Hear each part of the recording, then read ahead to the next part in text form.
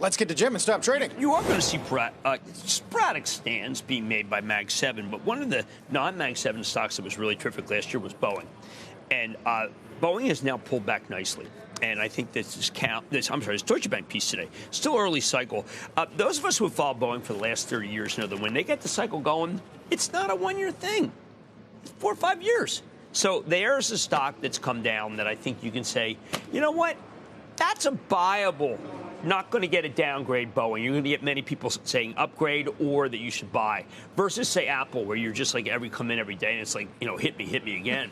You're hitting on a 19 with that one.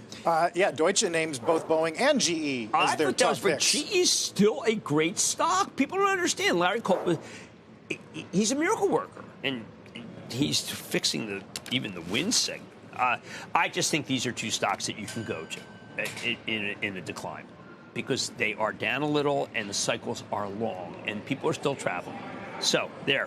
It kind of rhymes with what, again, Ed Yardeni said. Maybe the first half stalls out on an index level, but the broadening of the market will be healthy long term. There's true broadening. I mean, look, when someone recommends Truist, I mean, that's like, are you really going to go there? I mean, doesn't Truist have don't they have a whiskey barrel problem? I mean, people do these cruel loans. I find that the broadening in the financials is really terrific because it's not fintech.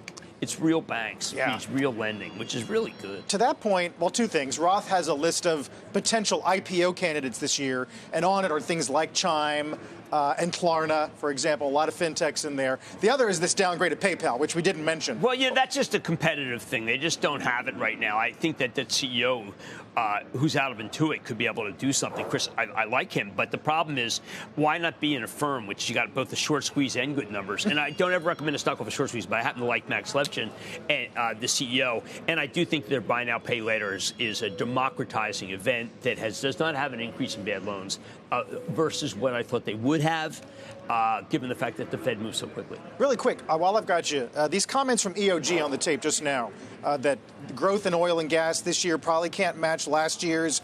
Don't really see the need to increase oil field activity. You think that's a comment about demand? I don't know. I think EOG marches to the beat of a different drum. I mean, very, very conservative, because they then all say exploration is more robust than it's ever been. I think that what matters more than what EOG says is these acquisitions. So you get Exxon buying Pioneer. Maybe they just decide to go, just pedal to the metal. So we don't know. I happen to like EOG very, very much, but they may not be the consensus here. How about tonight? Okay, so I have Lisa Gill on tonight, who is the person who runs the J.P. Morgan conference, and I never have analysts on. The reason I have her on is because this conference is the most market-moving conference of the year, and let's find out. Now, it's interesting. Lilly is not doing well today, and I think some of that is that they spent half the time, I mean, not up 10 or something, telling you, listen, if you're counterfeiting or if you're using this stuff for cosmetic, forget about it. It is going to be used by people who can demonstrate that diet and exercise isn't working. Right. That's an important, two big important stories. These are like drugs. I mean, when I go over this schizophrenia drug that Bristol Myers, and maybe that's the one that works and doesn't put on 100 pounds. I mean, those weight gains make it so people stop taking the drugs.